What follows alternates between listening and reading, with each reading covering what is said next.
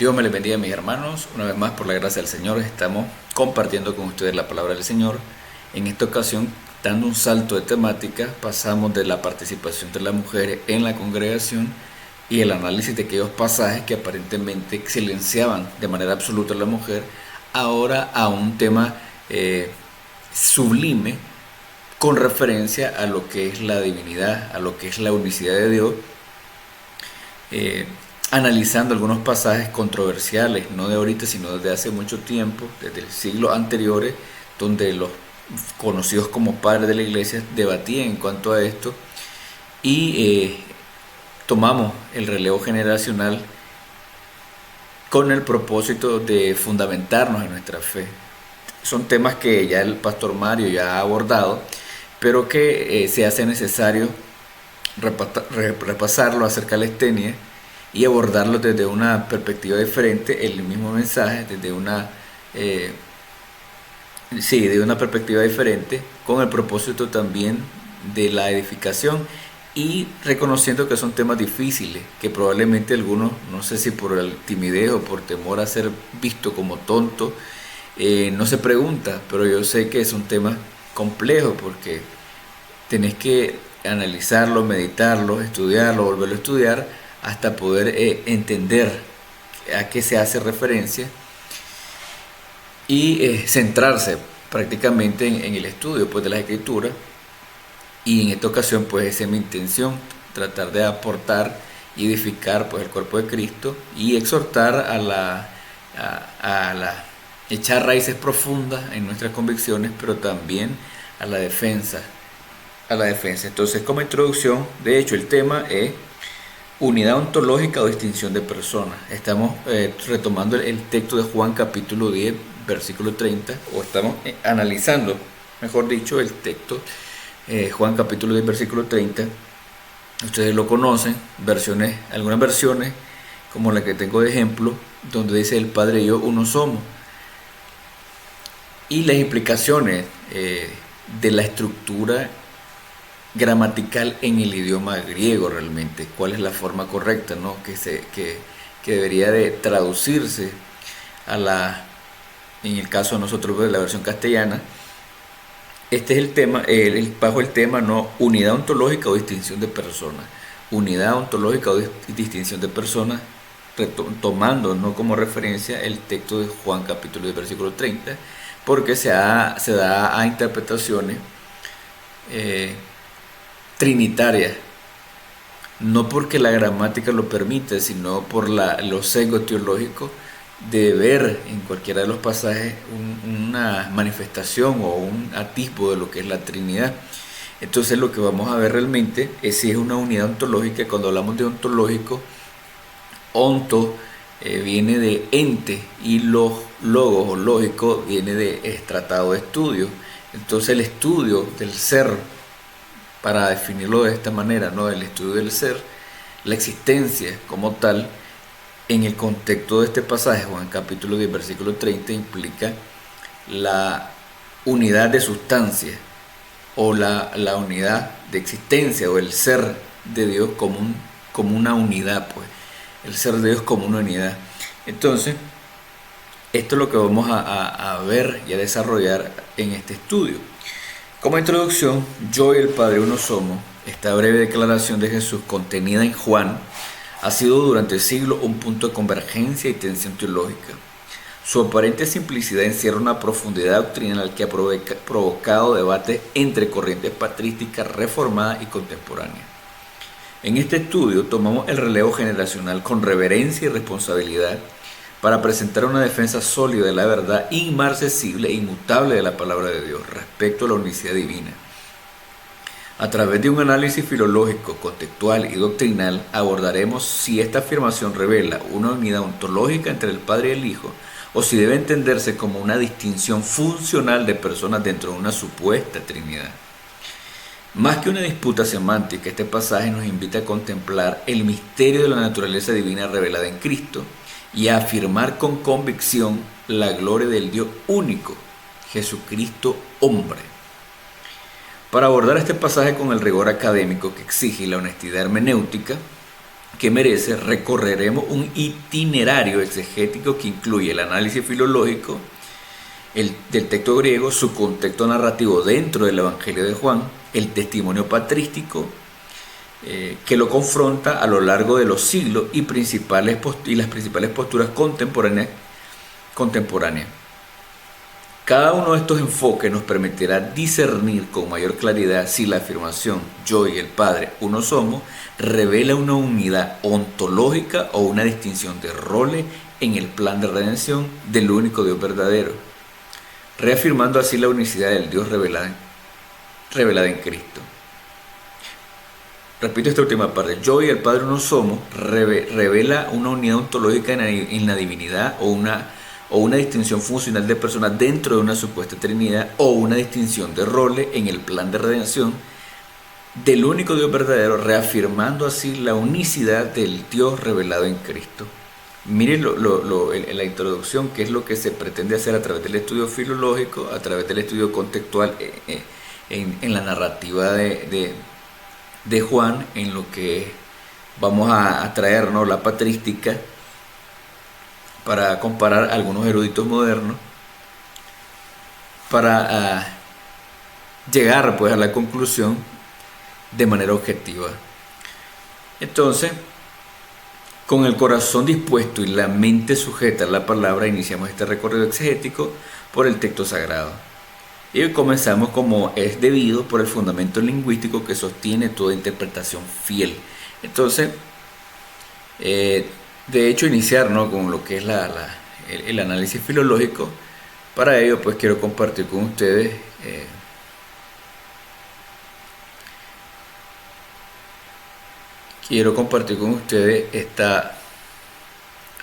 esta lámina. Si me dan un poco de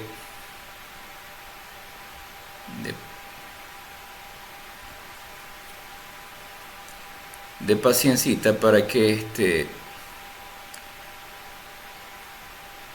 ustedes puedan apreciar el estudio. Aquí, de hecho, en la lámina tenemos, en el caso, ustedes pueden observar Juan capítulo 10, versículo 30, unidad ontológica o distinción de personas, análisis filológico, narrativo y doctrinal. Vamos a hacer este análisis filológico y lo primero que encontramos es este cuadro donde vamos a explicar la estructura gramatical y la sintaxis de este pequeño texto, mire, con una profundidad teológica. Mire, en el caso, si ustedes se fijan, ¿no?, como les decía, primeramente, el Padre y yo somos uno en esta versión, donde el sujeto Padre va primero y luego el pronombre personal yo, haciendo referencia a Cristo, va de segundo. Pero en la estructura griega, la forma de la oración y el orden de los elementos está así constituido. Entonces, ego, kai, ho, pater, en, esmen. Esmen, fíjese bien, donde aquí ego es el pronombre personal en la primera persona singular y este tiene la función del sujeto. De hecho, en nuestro castellano es el yo, ¿no?, en primera persona del singular yo. Dentro de la oración funciona como sujeto. Entonces, ego, yo. Luego tenemos kai, que este kai es una conjunción copulativa. ¿Cuál es la función de ella? Está un elemento coordinado. En el caso de kai se traduce el castellano como y o también. La función de ella, pues como lo dice el término aquí escrito, copulativa, una conjunción copulativa, une dos elementos, ya sea oración o ya sea palabra, sujeto, coordinando. En este caso, está coordinando a lo que es un sujeto compuesto, kai. Luego tenemos hopater, que hopater está compuesto por el artículo determinado ho y el sustantivo pater, que funciona también como sujeto. Entonces, este es un género masculino, nominativo singular. Este sería el segundo sujeto. El primer sujeto sería ego y kai ho pater sería el segundo sujeto. Luego tenemos esta partícula de gran relevancia para nuestro análisis, porque en el caso de en es un adjetivo sustantivado, y aquí esta categoría gramatical es la que da dolores de cabeza. Neutro, en la categoría neutro o el género neutro. En el caso nominativo singular, la función de esta partícula es de predicado nominal. Predicado nominal. Recuerden que el predicado es lo que se dice del sujeto. Entonces, cuando decimos ego kai ho pater en esmen, el padre y yo somos uno. Entonces, en este caso, si lo miramos literalmente, la estructura es yo, Cristo, el primer sujeto, y el Padre somos uno. Este uno entonces tiene la función de adjetivo, pero sustantivado, porque está señalando una característica de un sujeto compuesto. Somos uno. Fíjese qué importante. Y el neutro implica, o por lo general se utiliza cuando se hace referencia o se habla de cosas abstractas, podemos decirlo así, de cosas abstractas, y por ello pues este uso del neutro no es un accidente, no es un error gramatical, sino es una intención del autor inspirado de utilizar este neutro para hablar acerca de la divinidad. Esto es importante porque si nosotros analizamos, ¿no?, en detalle, nos damos cuenta, como vamos a ver, que tenemos un sujeto compuesto y tenemos un verbo copulativo que esmen, que procede, ¿no?, de eimi, que es decir, yo soy, cuando decimos yo soy o yo estoy, en nuestro castellano, primera persona del plural presente indicativo, o yo soy o yo estoy en nuestro castellano, pero este está en plural, y este sería el núcleo verbal, pero funciona también como una copulativa, conecta también. Pero ¿qué es lo que quiero hacer notar? Bueno, que en el caso de este adjetivo está en género sustantivo, en género neutro, y en género número singular. ¿Qué implica esto? Que no coincide o no está coordinado con el sujeto, ni en número ni en género.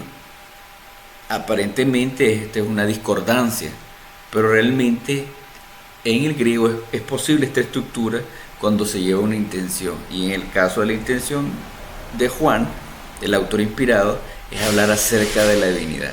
Entonces, en el caso de este en el género neutro, como vamos a ver, no está implicado una unidad de persona. Vamos a ver, entonces, fíjese bien, antes de llegar al análisis sintáctico, voy a regresar para hacer una observación. Entonces, en el caso del verbo esmen, exige un sujeto plural que está compuesto por ego o pater, o sea que en esta forma somos, ¿no?, que es el verbo, demanda por la naturaleza de la oración un sujeto plural, que es lo que tenemos aquí, compuesto yo y el Padre. Pero el predicado en, que es lo que se dice del sujeto, el predicado, está en neutro singular, lo cual es gramaticalmente significativo. Análisis semántico. Ego kai ho pater, Jesús se identifica a sí mismo y al Padre como dos agentes conscientes. Mire que no estoy usando el término filosófico persona, sino agentes conscientes, dos agentes conscientes. Recuerde que el término persona es una acuñación filosófica para tratar de explicar la divinidad. De hecho, creo que fue Tertuliano quien comienza, ¿no?, progresivamente esta terminología, ¿no?, de trinitus y persona para explicar la divinidad. Pero es ajeno totalmente a la escritura, a la gramática hebrea y gramática griega. Por lo tanto, el término persona no es aplicable a la divinidad. Entonces, mire, entidades conscientes. El uso de en el uso neutro singular indica unidad de esencia o naturaleza, no de persona. Y aquí un detalle, si Jesús hubiera querido decir que Él y el Padre son una sola persona, habría usado eis, que es el masculino singular. Esto también quiero rescatarlo, porque este en es el género neutro, pero eis es el género masculino singular. Y esto es significativo porque cuando nosotros nos vamos a la Septuaginta, que es la traducción del Pentateuco al griego, en el caso de Deuteronomio 6:4, que es lo que se conoce como el Shema, o Israel, Jehová tu uno es, este uno, sabemos en el hebreo, es la palabra ejad, pero que se vierte en la Septuaginta como eis. Pero este eis es el masculino singular, porque está haciendo referencia, en este caso, a un sujeto específico, y no está haciendo referencia, digamos así, a algo abstracto como la sustancia. En el caso de Juan capítulo 10 versículo 30, miramos que este uno o este en que se está utilizando es en género neutro, que hace referencia el Padre, o mejor dicho, yo y el Padre una misma sustancia somos, podría traducirse de esa manera, porque habla de la unidad de sustancia, no unidad de persona. Esto es importante y esta es la distinción que hace aquí, en el caso de Juan, a diferencia de la traducción, ¿no?, de la Septuaginta, de lo que es el Shema, porque realmente la intención ahí es otra. Y aquí es el propósito de definir que se está hablando de una unidad sustancial, digamos así, una unidad de sustancia, y no de una unidad de persona, para referirse a la divinidad, a esa relación entre el Padre y el Hijo, no como dos personas individuales, separadas, en una misma sustancia, sino que realmente una misma sustancia. Entonces, miren la importancia de lo que es la gramática, y hasta dónde nos permite llegar la gramática y qué es lo que no nos permite hacer la gramática. Entonces, en el caso de esmen, el plural refuerza que hay dos sujetos distintos que comparten una unidad. Sujetos distintos, escuchen bien. Gramaticalmente hablando, hay dos sujetos distintos que están operando ahí, pero nosotros sabemos que son manifestaciones de un único Dios verdadero. Clave semántica: la frase no afirma identidad personal, sino unidad ontológica. Jesús y el Padre son uno en esencia, no uno en persona. Ahora avanzamos al análisis sintáctico, ¿no?, como le había señalado. Fíjese bien, aquí tenemos ego, kai, hopater, ¿no? Ego, kai, hopater, que esta función funciona prácticamente como el sujeto compuesto, ¿no? Tenemos ego, la copulativa kai, el artículo determinado y el otro sujeto pater. Entonces esto es la función del sujeto compuesto. Kai es una copulativa, pero está coordinando a los sujetos. Tenemos en el caso de este adjetivo, que funciona como predicado nominal y también funciona como un atributo. Yo y el Padre uno somos, entonces como un atributo de unicidad. Mire qué importante en el caso de este adjetivo sustantivado en el género neutro, las implicaciones doctrinales y teológicas que tiene. En el caso de esme, sabemos que es el verbo que también está en esa función copulativa, une al sujeto con el atributo, formando una oración copulativa. Sujeto, dijimos, sujeto compuesto, ego, kai, ho, pater, con el atributo en. Entonces, esta es la función básicamente sintáctica de esta pequeña oración, pero con una profundidad teológica interesante. Conclusión del análisis filológico. Desde el punto de vista filológico y sintáctico, esta frase no sugiere una distinción funcional, sino funcional sin unidad esencial. No sugiere una distinción funcional sin unidad esencial. Más bien afirma una unidad ontológica entre dos sujetos, el Hijo y el Padre. Escuchen bien lo que estoy diciendo, ¿no? Lo que estoy leyendo aquí. Desde el punto de vista filológico y sintáctico, esta frase, hablando desde el texto, no sugiere una distinción funcional, sino una unidad esencial, sustancia.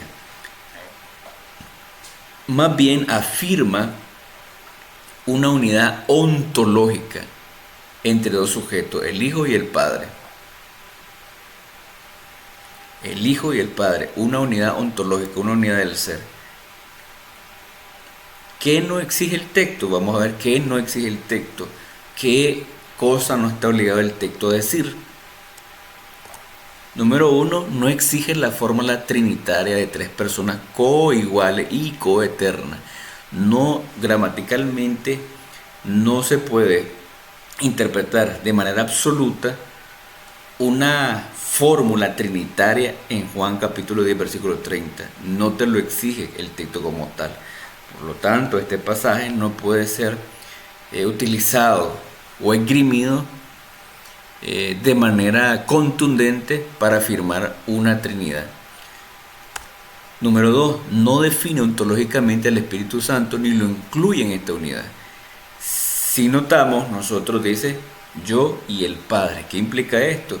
Que falta la otra parte, ¿no?, de esa Trinidad que se profesa en las iglesias tradicionales y no se encuentra aquí en Juan 10, capítulo 10, versículo 30. Entonces no está definido ontológicamente el Espíritu Santo ni se incluye en esta unidad.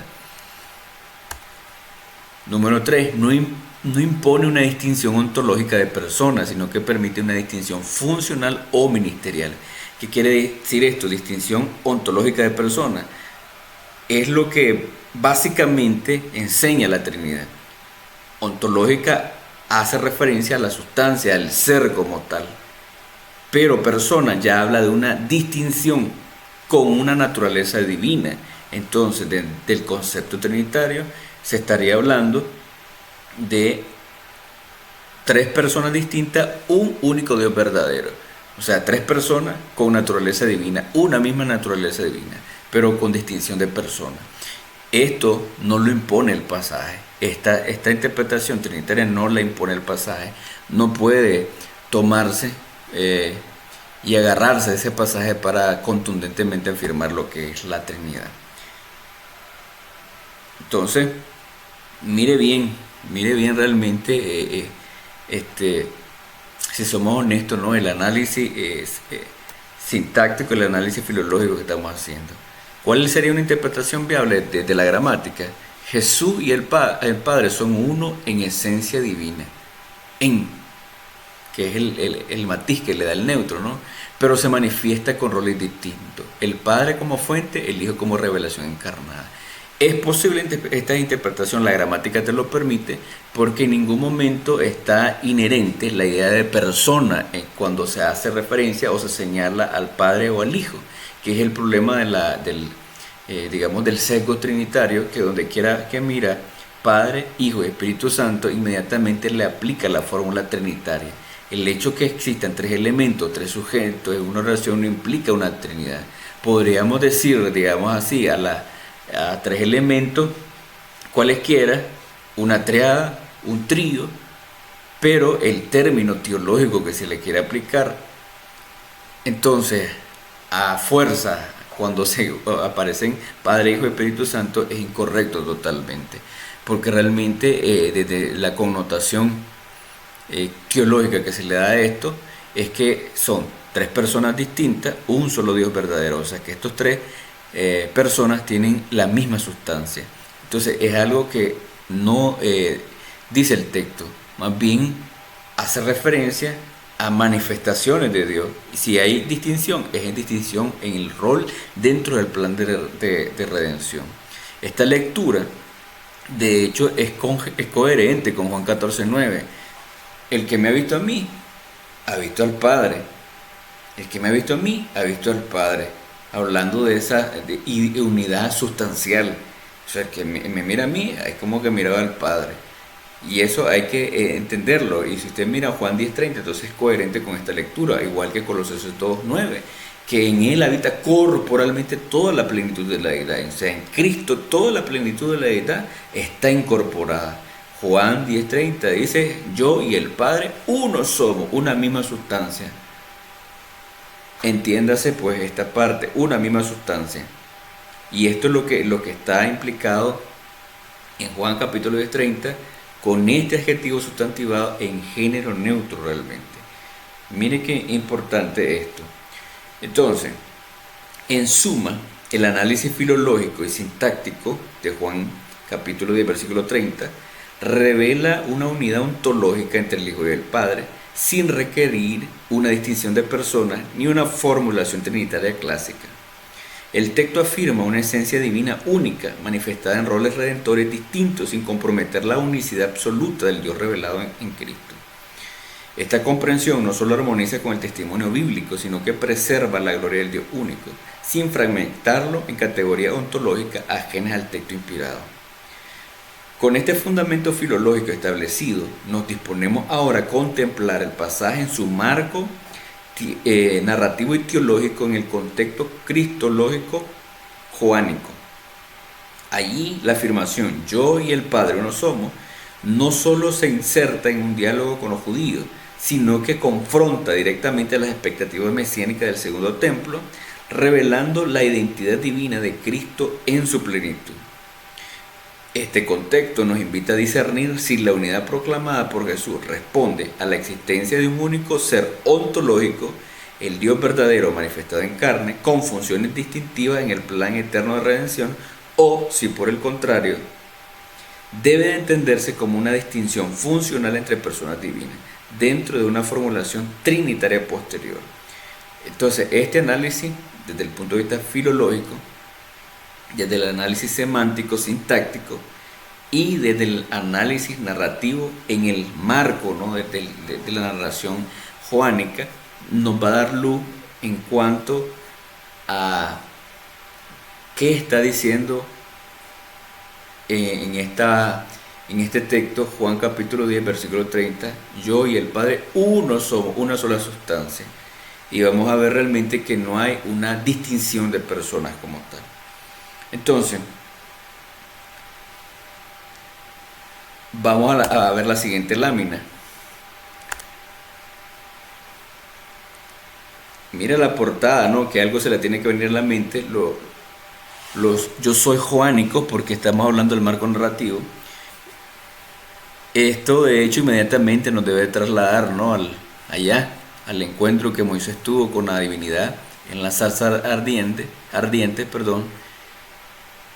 y el ego eimi, en griego, yo soy, que es de hecho la repetición de Juan, que no es un accidente, sino que es una intención del autor inspirado. Y recuerde que estas son las palabras de Cristo, su identificación, cómo se estaba identificando. Y es importante entonces que prestemos atención a estos detalles. Entonces las declaraciones de Cristo en el Evangelio de Juan constituyen una afirmación categórica de su divinidad. Al expresar repetidas veces yo soy, ego eimi, Jesús evoca directamente la voz que habló desde la zarza ardiente. Esher eyei asher eyei, revelación que los líderes religiosos del segundo templo pueden identificar sin ambigüedad. Entonces, en el caso de Éxodo 3:14, eyei asher eyei, que es la forma o la estructura hebrea en que se encuentra, ¿no?, ese término, yo soy, que vamos a ver un matiz diferente que tiene esta expresión o la forma como se identifica al Señor, porque en el caso del hebreo está en un tiempo futuro imperfecto. Y de hecho, pues aunque la persona lo traduce, yo soy el que soy, la traducción debería de ser yo soy el que seré, haciendo referencia, ¿no?, a este tiempo. Esta comprensión se confirma por la reacción violenta que provocó en 3 ocasiones, tomando piedras para matarlo. De hecho, esta forma de identificarse, ¿no?, del Señor no es algo que pasó desapercibido, porque los judíos rápidamente pueden identificar esta expresión yo soy. No es como, vamos a ver más adelante también, menciona el unicitario o el arrianista, que es un formalismo, digamos así, del lenguaje, esta forma de expresión yo soy, y que no tiene nada que ver con la divinidad, y no hay ningún paralelismo entonces entre ese Éxodo 3:14 y lo yo soy del contexto joánico. Pero para los judíos que entendían estas cosas, o la forma como Dios se había revelado en el Antiguo Testamento, como se les reveló a Moisés, ellos podían entender qué es lo que estaba diciendo Jesucristo. Y de hecho, la reacción que ellos tomaron se hace evidente entonces lo que ellos estaban entendiendo. Mire cómo dice Juan 5:18. Así que, por esto, más aún procuraban los judíos matarlo, pues no solo quebrantaba el sábado, sino también decía que Dios era su propio Padre, haciéndose igual a Dios. Mire que esto es importante, haciéndose igual a Dios. Miremos el caso de Juan capítulo 8, versículo 59. Dice Juan 8:59, tomaron entonces piedras para arrojárselas, pero Jesús fue ocultado y salió del templo. Recuerden, en el caso del contexto, de hecho, del 55, 56, Abraham vuestro padre se regocijó de ver de que vería mi día, y lo vio y fue lleno de alegría. Entonces le dijeron los judíos, aún no tienes 50 años y has visto a Abraham. Jesús le dijo, de cierto os digo que antes que Abraham llegara, yo soy. Entonces, ante esta declaración, ellos tomaron entonces piedras para arrojárselas, pero Jesús fue ocultado y salió del templo. ¿Se imaginan ustedes entonces qué es lo que entendieron esta gente? ¿Qué fue lo que entendieron entonces realmente? Quiere decir que ellos estaban claros de la afirmación que estaba haciendo el Señor. En el caso también, miremos Juan capítulo 10, versículo 31 al 33. Los judíos recogieron otra vez piedras para apedrearlo. Jesús le dijo, muchas obras buenas del Padre os he mostrado, ¿por cuál de ellas me apedráis? Le respondieron los judíos, por buena obra no te apedramos, sino por blasfemia, porque tú siendo hombre te haces Dios. Entonces ellos claramente entendieron las afirmaciones del Señor. Entonces este yo soy no era solo un formalismo lingüístico, sino que era una expresión que identificaba con la divinidad. La intención joánica, lejos de limitarse a Juan 10, capítulo 10, versículo 30, se despliega con creciente claridad en una secuencia de declaraciones que revelan no solo la autoconciencia divina de Cristo, sino también la estructura narrativa diseñada para confrontar y redimir.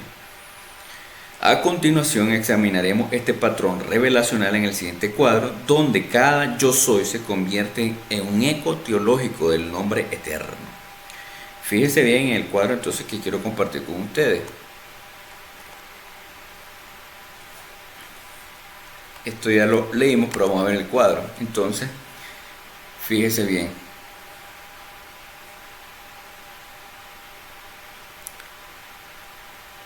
En el caso de Juan 6:35, ustedes recuerdan el contexto, ¿no? Yo soy el pan de vida. De hecho, al Cristo manifestar este despliegue de poder y fungir en este caso como provisor o dando provisión, ¿no?, al pueblo, convirtiendo los panes y los peces, multiplicándolos, ¿no?, para dar sustento al pueblo.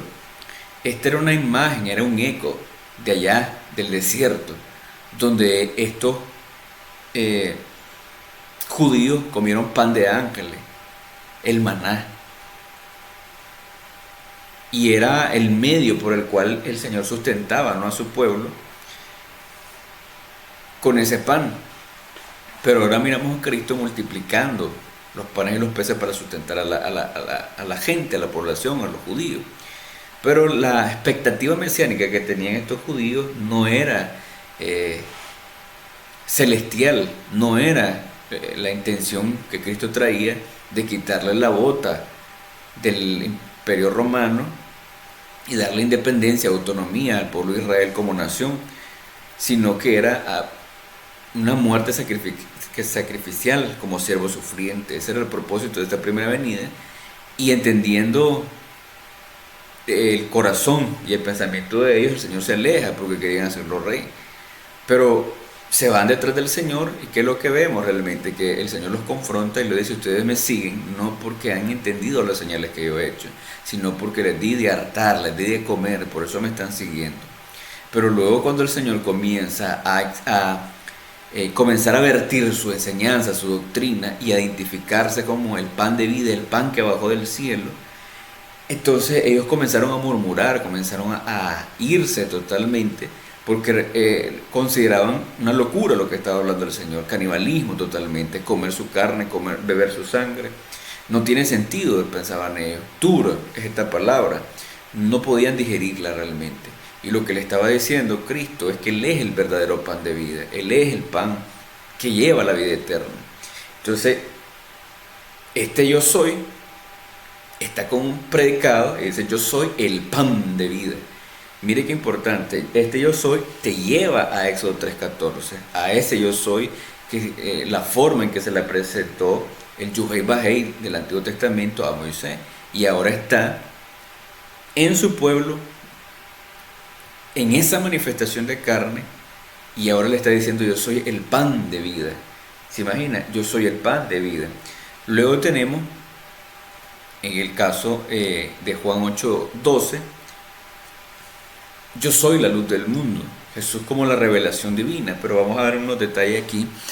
En el caso de esta ilustración, fíjese bien, en el contexto en que se está desarrollando, ¿no?, esta escena, es en el contexto de la celebración de los tabernáculos o Sukkot,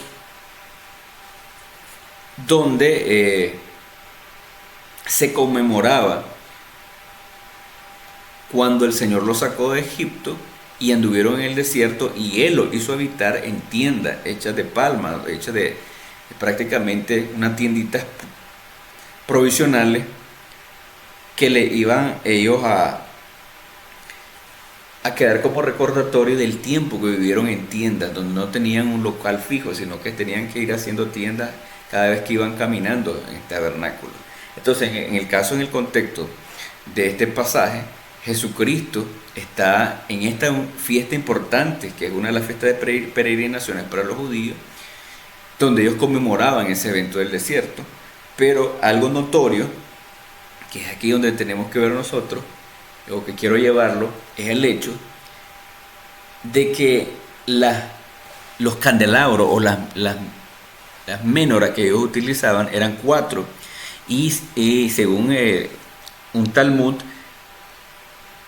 y tradiciones rabínicas, se dice que era casi de 23 metros realmente, con 4 copas donde se llenaba de aceite, y los encargados de esto eran los hijos de los levitas, eran sacerdotes también que se encargaban de esta función, subían a escaleras para mantener encendidos estos candelabros. ¿Cuál era la intención? El propósito era conmemorar esa Shekinah de Dios, esa columna de fuego que lo alumbraba en el medio del desierto. Y esta celebración estaba cargada de simbolismo realmente. Hacían ciertos rituales con agua, y lo que es la conmemoración, ¿no?, de la Shekinah, o esa columna de fuego que lo alumbraba a ellos. Pero mire cómo dice Éxodo 13, 21. Y Yohei Bajei lo guiaba de día en columna de nubes para mostrarle el camino, y de noche columna de fuego. Entonces, cuando Jesucristo, Juan 8:12, dice, yo soy la luz del mundo, exactamente se está identificando con esa simbología que estos judíos tienen. Ahora le está diciendo, ustedes están simbolizando esto, pero la realidad aquí está, yo soy la luz del mundo. Jesucristo le está afirmando que Él es la luz del mundo, que ya este simbolismo ya no lo deberían de practicar. Ahí lo tenían, esa luz que estaba alumbrando a cada uno de ellos, pero que eran tan ciegos que no podían verla. Tan ciegos como hay muchos realmente que no pueden ver a Cristo como ese Dios manifestado en carne. Y otros que lo ven con sesgo trinitario como una segunda persona de la Trinidad. Pero aquí claramente se está identificando, primeramente, como yo soy el pan de vida, el pan que descendió del cielo.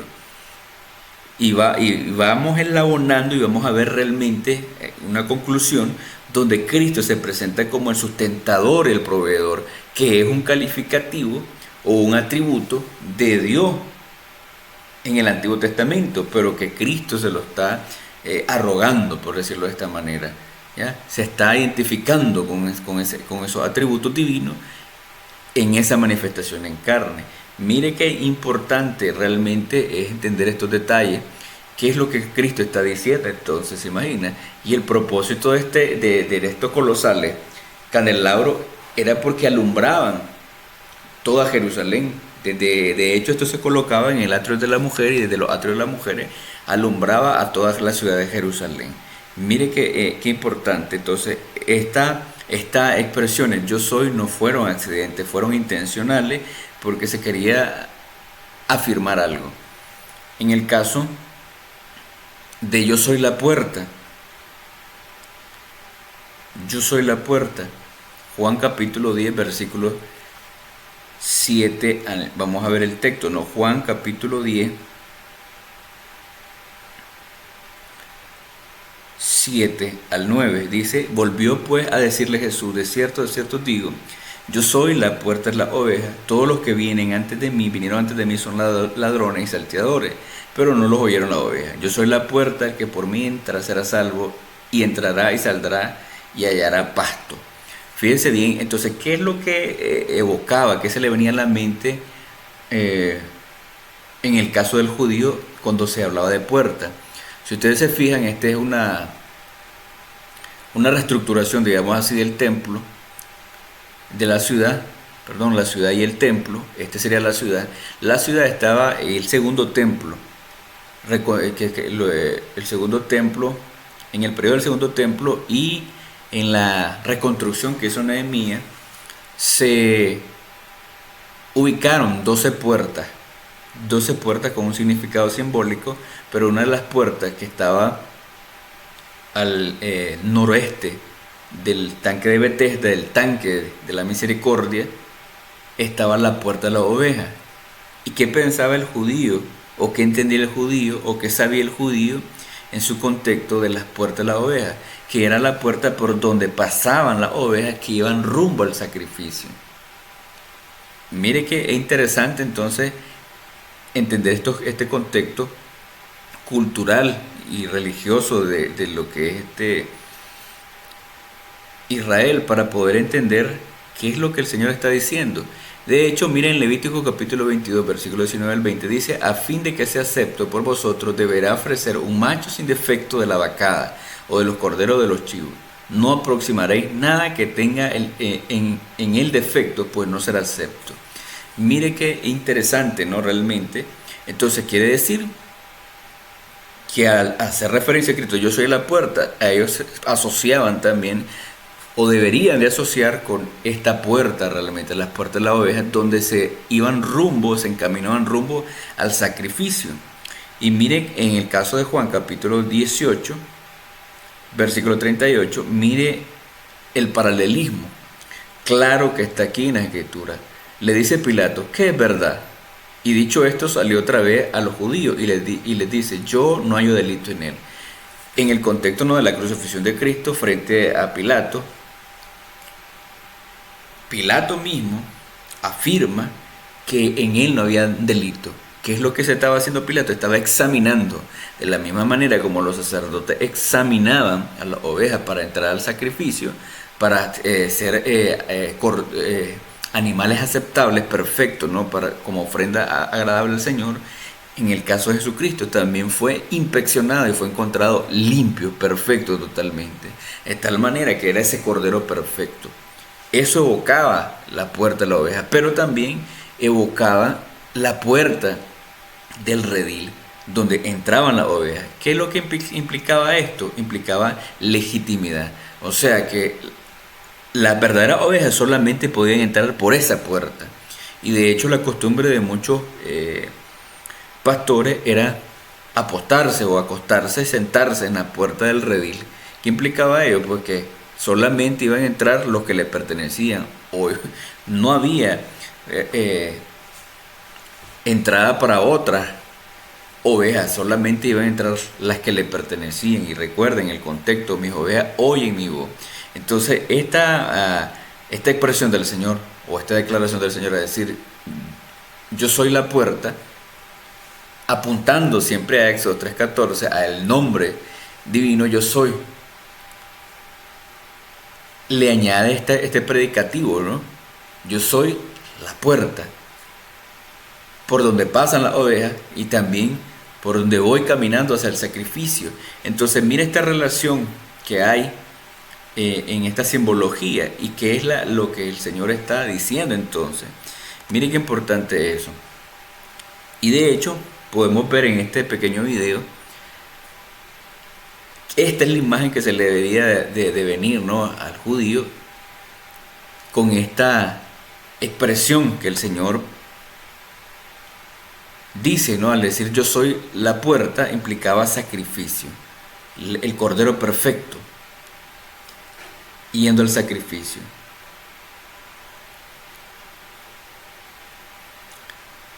Y de hecho Isaías 53:7, ustedes recuerdan, a causa de la aflicción no abrió la boca, como oveja fue llevada al matadero. Lo trasquilaron, no abrió su boca. Esto es lo que nosotros entendemos como cristianos realmente. En su contexto el judío debería de haber entendido realmente lo que se estaba diciendo. Y miramos pues a Cristo también diciendo este otro yo soy, ¿no? Yo soy el buen pastor, y el buen pastor su vida da por la oveja.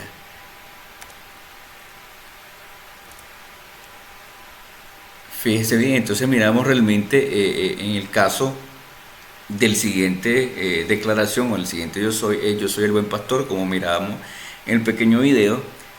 Pero también importante apuntar, ¿no?, que en el caso del Yuhei Bajei del Antiguo Testamento se presentaba como el pastor. De hecho, Salmo 23, Jehová es mi pastor, nada me faltará. Isaías 63:14, Isaías 58:11, Isaías 40:11, Salmo 136:16, Salmo 67:4. Todos estos salmos que nosotros tenemos aquí, ustedes lo pueden leer, hacen referencia al Dios del Antiguo Testamento pastoreando a su pueblo. Y luego miramos entonces a Cristo diciendo en Juan capítulo 10, yo soy el buen pastor. ¿Se imagina? Esto no es accidente, realmente es un paralelismo identitario que identifica a Cristo con el Dios del Antiguo Testamento, con el Yuhei Bajei.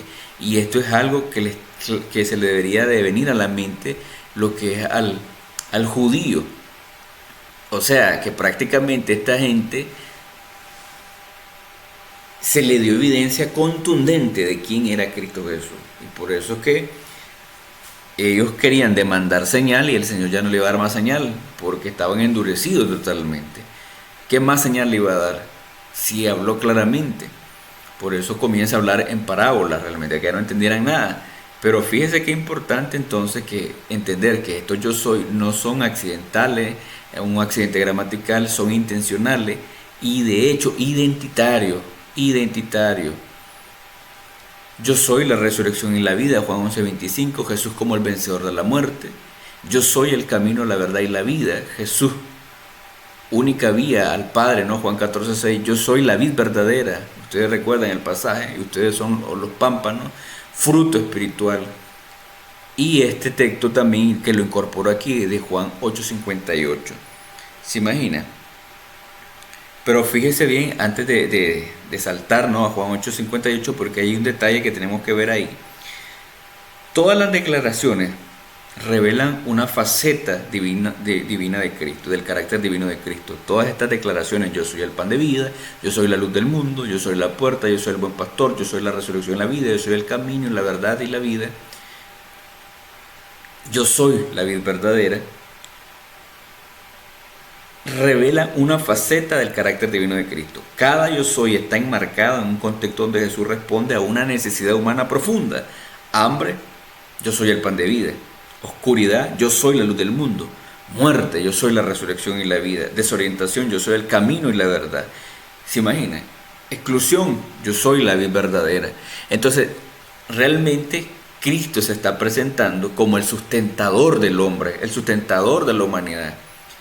Y esto es claramente una imagen o es un atributo exclusivo de la divinidad. Así es la forma en que Dios se presenta, el Shaddai, el Todopoderoso, el Proveedor en el Antiguo Testamento, y es algo que Cristo se lo está tomando y se está identificando con ese atributo divino. De manera, podríamos decir, de manera hasta cierto punto como codificada, o con pinceladas, tirando con pinceladas realmente su identidad. Yo soy el pan de vida, yo soy la luz del mundo, donde el judío conocedor tenía que comenzar a armar el rompecabezas y llegar a la conclusión que Jesucristo era el Dios manifestado en carne. Y lamentablemente, pues, actualmente muchas sectas no pueden armar este rompecabezas porque no se les ha dado a ellos entender estas cosas. La fórmula yo soy no es casual, evoca el nombre divino Yuhei Bajei, lo que implica que Jesús no habla solo de Dios, sino como Dios. Estas declaraciones no solo revelan el carácter divino de Cristo en su contexto inmediato, sino que han resonado a lo largo de los siglos como afirmaciones centrales de la fe cristológica. De hecho, después del siguiente punto vamos a saltar a lo que es la patrística para ver solamente como referencia la postura sí, la posición que tenían estos supuestos padres de la iglesia, o como se les dice, padres de la iglesia, en cuanto a este pasaje en cuanto a la divinidad de Cristo. Pero vamos a ver entonces, vamos a ver en el caso de las objeciones, pero algunos detalles vamos a ver aquí también con Juan 8:58, que lo vamos a retomar aquí en esta parte, ¿no? Entonces, en el caso de las objeciones, ¿no?, al paralelismo, los campeones en nuestro contexto moderno son los testigos de Jehová, que son digamos, la descendencia de Arrio. Dicen ellos que los yo soy no son títulos divinos, sino son figuras de lenguaje que expresan funciones asignadas por Jehová. O sea que realmente esto no es un título divino que se le está dando a Cristo, sino que es utilizado como una herramienta, digamos así, lingüística para expresar ciertas asignaciones que Dios le dio a su Hijo Jesucristo, pues. Entonces ellos no ven la divinidad ahí, y ven que no hace referencia a Éxodo 3:14. Jesús es el Hijo de Dios obediente, no el Dios eterno, dicen ellos. Toda autoridad que Jesús manifiesta proviene de Jehová, el único Dios verdadero. Ahora, otro punto es que ellos también traducen injustificadamente, ¿no? Y aquí vamos a ver el texto, Juan 8:58, cuando dice: antes que Abraham llegara a existir, yo he sido, dicen en la traducción que ellos tienen. Pero fíjese bien, en la mayoría de las versiones, qué es lo que aparece, y no es por sesgo teológico, sino porque realmente la gramática eso es lo que te da. En el 8:58 dice: Jesús le dijo, de cierto os digo, que antes que Abraham llegara a ser, yo soy. Antes que Abraham llegara a ser, yo soy. Entonces, esta expresión, yo soy, ellos lo cambian prácticamente al pretérito, al pretérito imperfecto,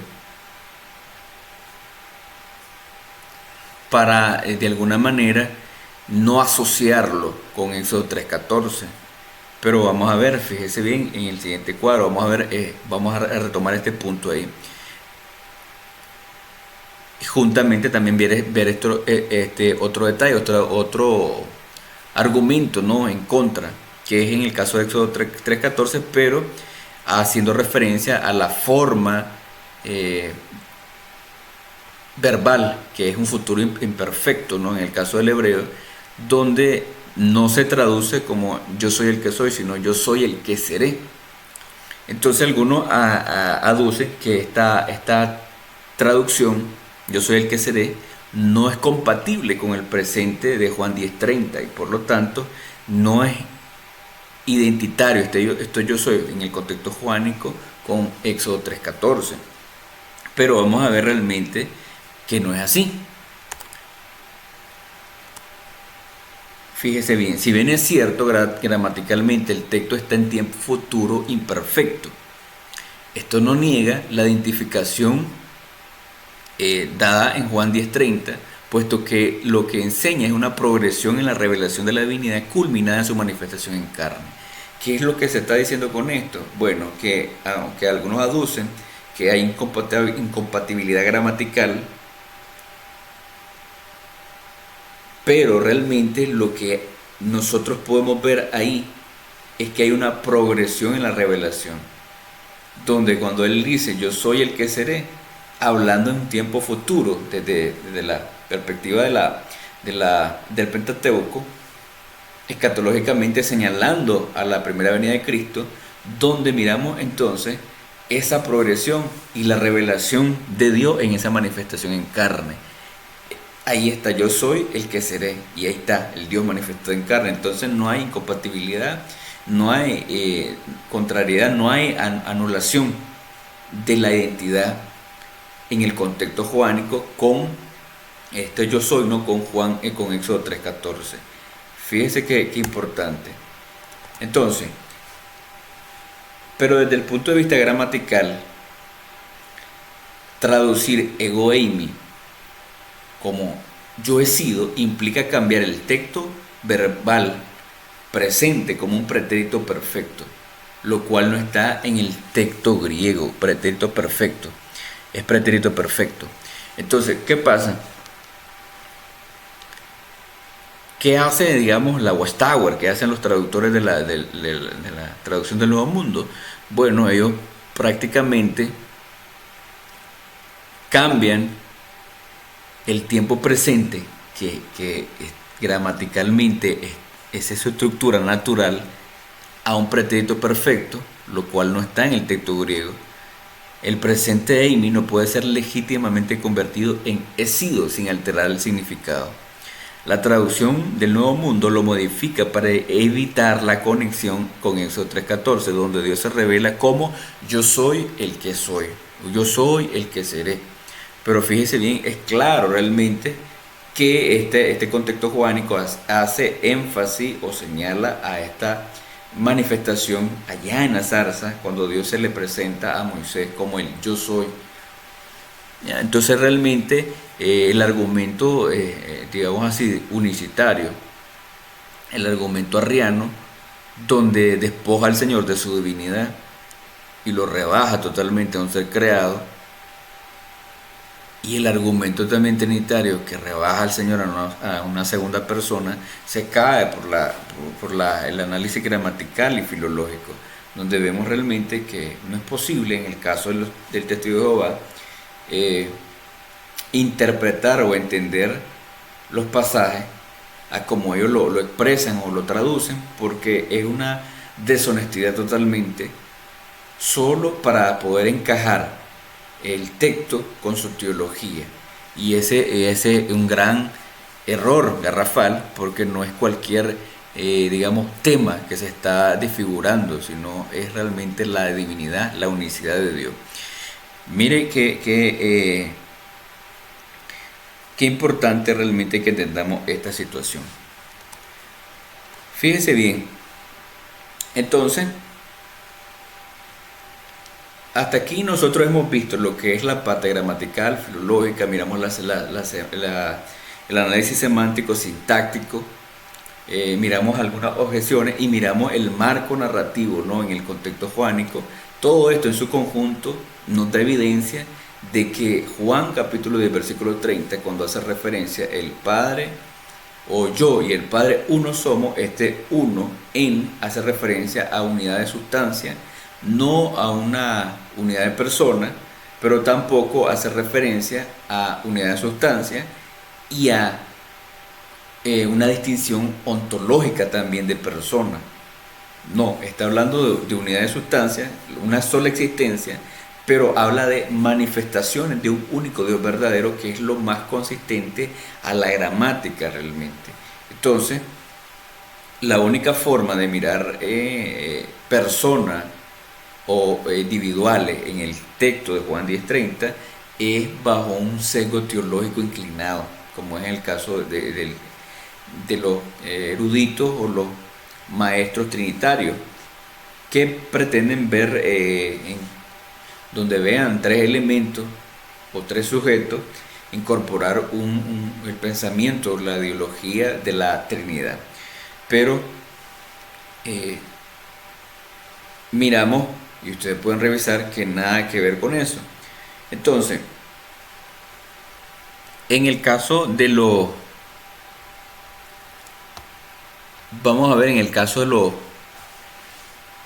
famosos padres de la iglesia, para que nosotros miremos como referencia, pues, en el caso de Irineo de Lyon, él interpretaba el Hijo revela al Padre como su manifestación. ¿Cuál es la implicación doctrinal? Bueno, unidad funcional y revelacional, pero dentro de la misma divinidad. Tertuliano, una sustancia, tres personas. Mire que Tertuliano ya le viene configurando la Trinidad. Introduce la fórmula trinitaria, unidad de esencia, distinción de persona. Estos famosos padres vinieron configurando lo que es la Trinidad, que es un concepto teológico, no es un concepto gramatical, ni bíblico, ni tradicional realmente, porque no era conocido el concepto de Trinidad. Ellos miran tres elementos y le aplican lo que es el concepto trinitario, pero nada que ver con la Escritura. En el caso de Atanasio, el Hijo es consustancial homoiosio, que fue una de las términos, ¿no?, que se utilizaron en el debate, que de hecho, pues, en contra de Arrio, ¿no?,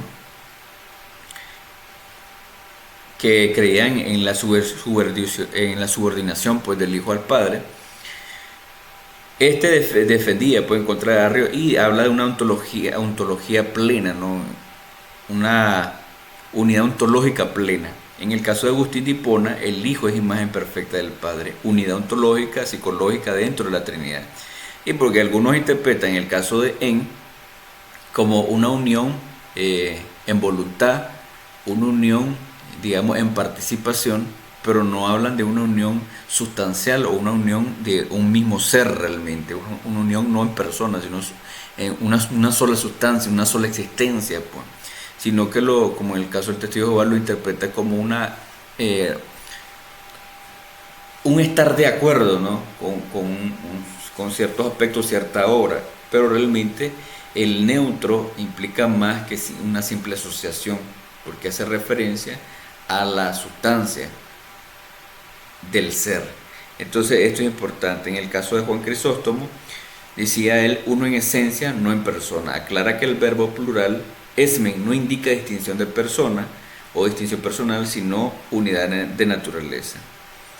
Entonces, estos padres de la iglesia, especialmente desde Nicea hasta el 325 después de Cristo, y ustedes ya saben que aquí fueron digamos, parte del progreso de la Trinidad o el avance de lo que es el concepto de la Trinidad hasta 381 en el Concilio de Constantinopla, donde ya se configura realmente la cara de la Trinidad como tal.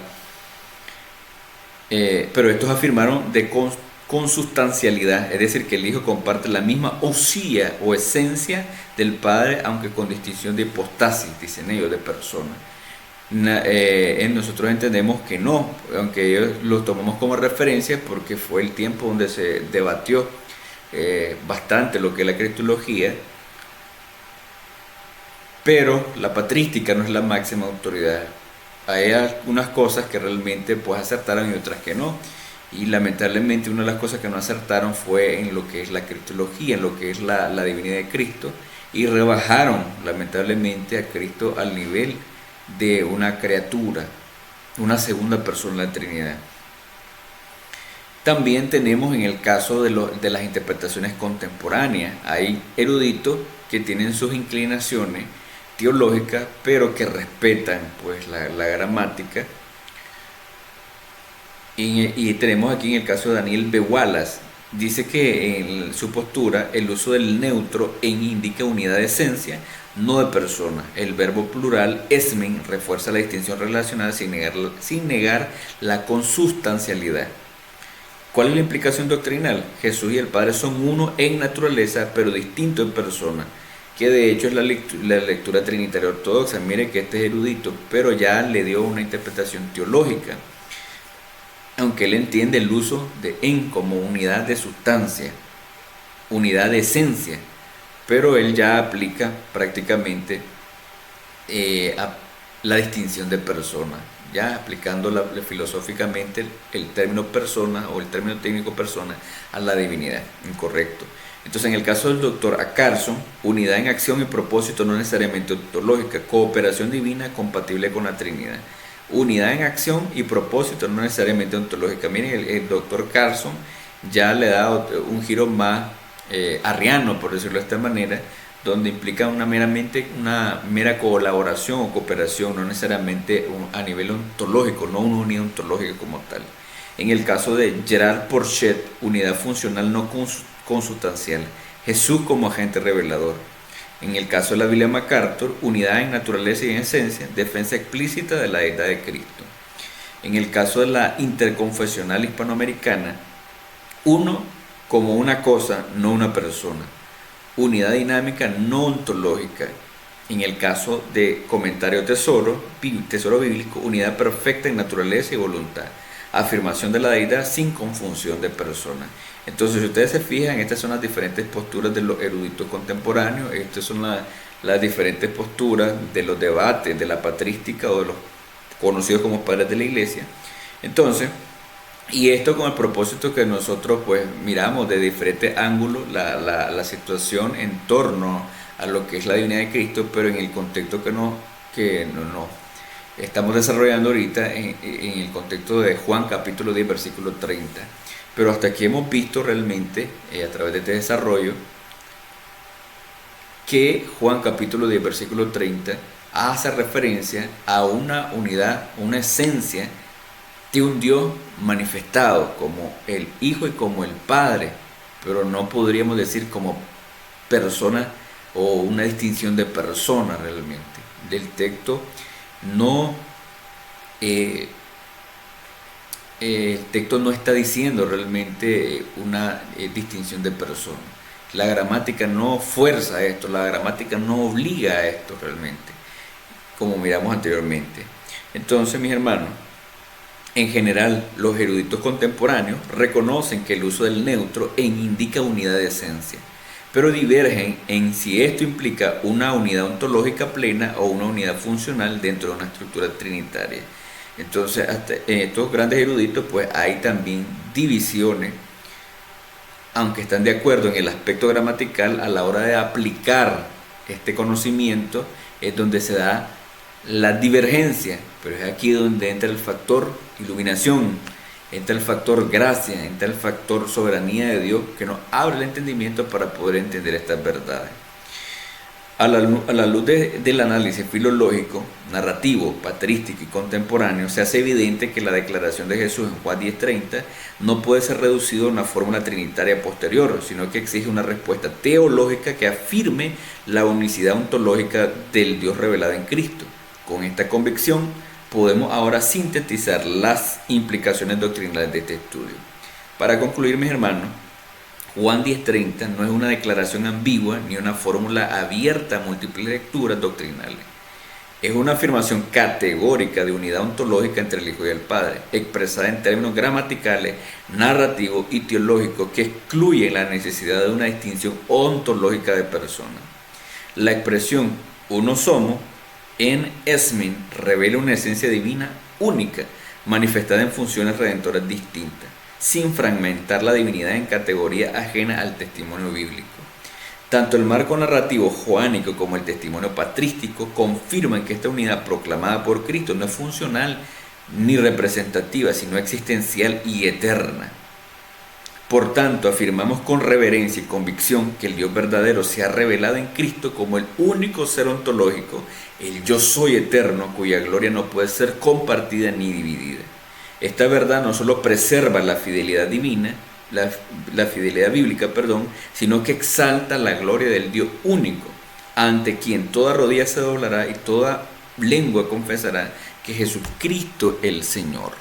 Entonces, mis hermanos, si seguimos y vamos atando cabo desde el análisis filológico, sintáctico, semántico, el análisis de la narrativa en el contexto joánico, los yo soy, y tomando pues también como referencia para el debate lo que es la postura de la patrística y de los muchos eruditos contemporáneos, podemos nosotros llegar a una conclusión basado en este análisis de que realmente Cristo es Dios manifestado en carne, que es una misma sustancia y no hay una división de personas pues como tal, ya como lo ve entonces lo que es la teología trinitaria. Entonces, mis hermanos, hasta aquí es el tema de hoy. Dios primero nos dé la oportunidad de seguir desarrollando algunos aspectos sobre el mismo tema de Juan capítulo 10, versículo 30, en cuanto al uso de este adjetivo sustantivado en, para que miremos algunos detalles para complementar pues esta enseñanza. Así, mis hermanos, Dios me les bendiga. Espero que este tema pues les sirva para complementar las enseñanzas que ya el pastor Mario ha venido desarrollando. Y si hay algún aspecto que ustedes no entienden, pues lo pueden hacer saber. No duden en preguntar. Bendiciones y maranata, mis hermanos.